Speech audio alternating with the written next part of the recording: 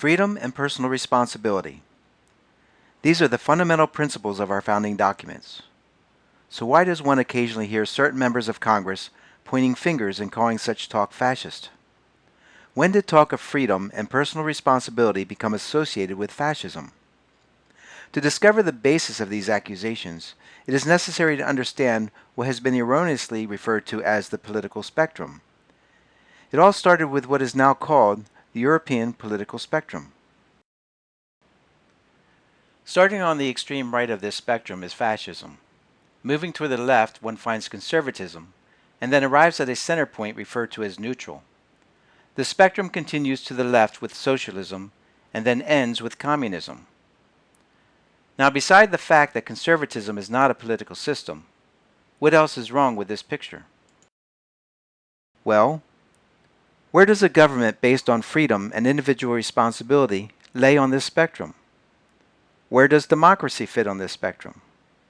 Where would you place the political views of George Washington, Martin Luther King, or Thomas Jefferson? Were they neutral, conservative, fascist?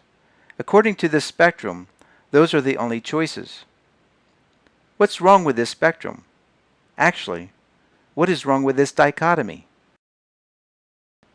A dichotomy is a contrast between two things that are or are represented as being opposed, or entirely different. This would include such dichotomies as good and evil, light and dark, hot and cold, life and death. A dichotomy makes up the extreme ends of any spectrum. Between the two extremes, one would find infinite combinations. Mankind tends to seek a comfortable balance between these extremes. For instance, too much light is blinding, and too little light makes it difficult to see. Okay, so what makes up the dichotomy of the European political spectrum? On both ends of this spectrum are oppressive governments. That itself is not a dichotomy. But there are differences between these two systems, and they are opposed to each other. Communism opposes the existence of the state. Fascism solidifies the state and places value on those things which support it. Communism blames the state for the inequality of its citizens, and through its economic system seeks to make all citizens equal. Fascism recognizes the natural difference between men and women, and allows profit and private property based on one's ability. There are other distinct differences which you can read about. For instance, communism exerts control over all aspects of society and usually comes into power through the destruction of a fascist regime. Its leaders own and control all property, production, and even ideas which are propagated through state-owned media. It controls the populace through covert means such as spies and secret police. Government force is mostly hidden because it creates the illusion of willing agreement by the people, who are in fact afraid to speak out for fear of being overheard and reported. Fascism allows more individual freedoms than communism, including private property and business ownership. But these and other freedoms are as granted by the dictator. No political opposition is permitted. Communist and socialist ideas and speech are punishable. Religion is either enforced or inhibited depending on the personal views of the dictator.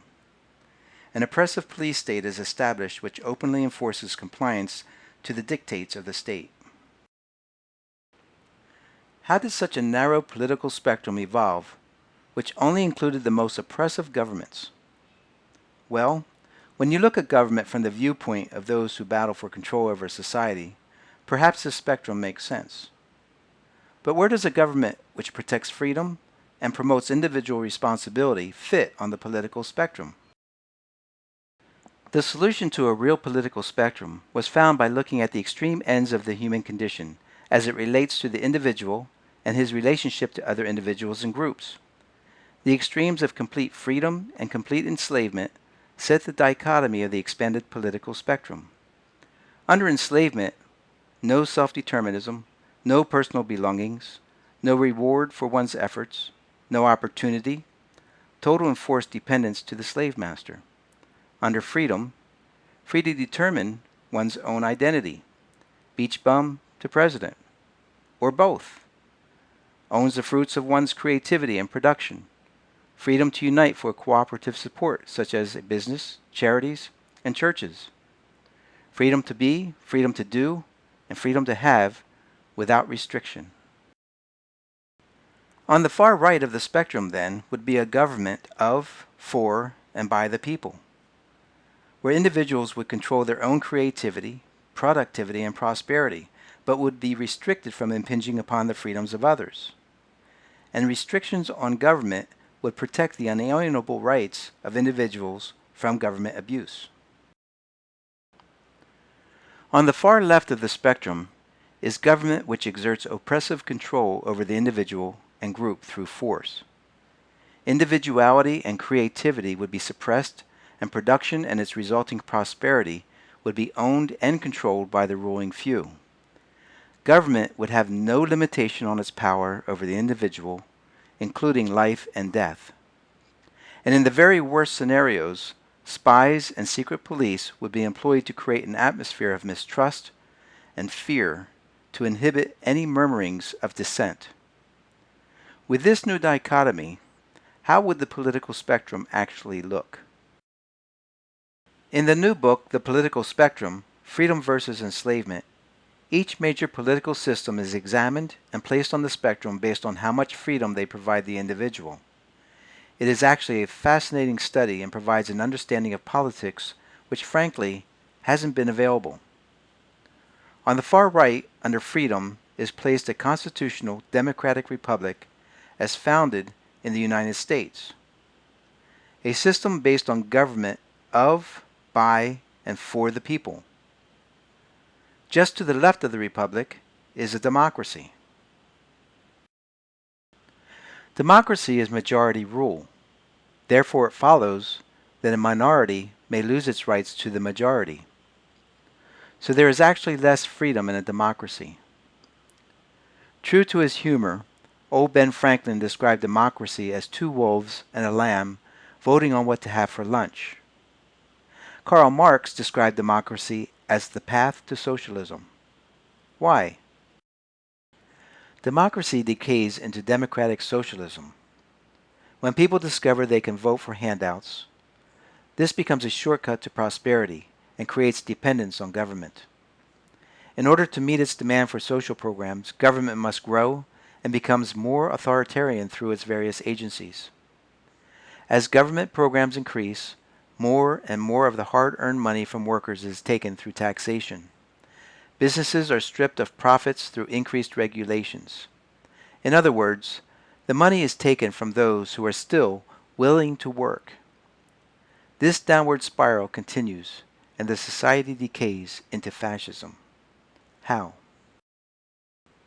In a last-ditch effort to avoid total destruction of the country, those who have been forced to support the growing social programs begin to embrace a forceful rejection of the socialist economic system. Through history, this has been in the form of fascism, which forcefully rejects and eliminates all aspects of socialism and communism, as well as democracy, which was the catalyst for the society's decay. And thus a dictatorship is born to force out the enemies of the state. The turbulence which is caused within this society is very destructive. It's a very forceful, angry, and deadly affair. Tremendous injustice occurs at every level of society during this transition. And although this results in more freedom for the productive people within the society, it does not address a solution for those who were dependent on the state. This sets up the final battle between fascism and communism, where the poor, the dependent, and the misinformed worker are built up as an army against the fascist regime. The progressive communist fears fascism. These are in fact the people who shout out fascist when they see any rise of activity on the right. They call themselves progressives because they work to bring about socialism through legislation over an extended period of time. The revolutionary communist welcomes fascism, and through its taunting and ridicule of the right, actually works to bring it on, because only after this sudden use of force by a fascist government does enough injustice and upset exist throughout the society for communism to use its propaganda to rile the working class into a bloody revolution. This new book, The Political Spectrum, Freedom versus Enslavement, proposes alternative solutions to the detrimental attempt to recover freedom through the anger and force of fascism, which only brings about death, injustice, and further decay of the society.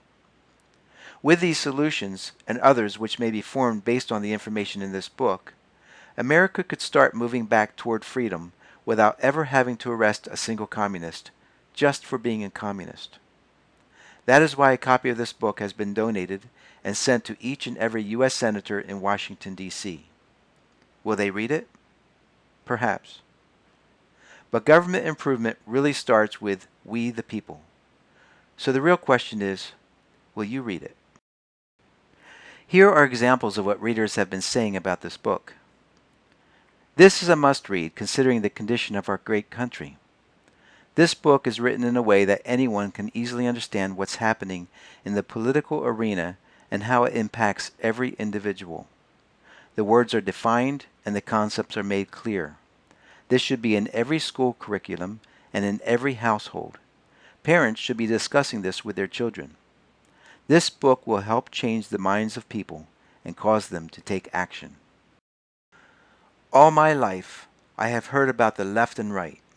I have been hammered with confusing issues regarding Democrats, Republicans, liberals, and conservatives, each stating the other guy is leading us to ruin, destroying the American way of life. Well, guess what? None of them are correct. There is a lie, which we have been told so often by so many different sources that the average American no longer knows who to believe. Finally, one simple book uncovers this great lie, and who's telling it, and what the simple truth is. If you love America and want to protect it, then you must buy and read this book. Our way of life depends on it. The more people who truly understand the political spectrum, the better chance we'll have to turn America back toward real freedom for all. The soft cover of this book can only be purchased from Amazon.com. The e-book is available on Kindle, iBooks, and Barnes & Noble Nook. Buy it today and read it. Then pass it on to a friend.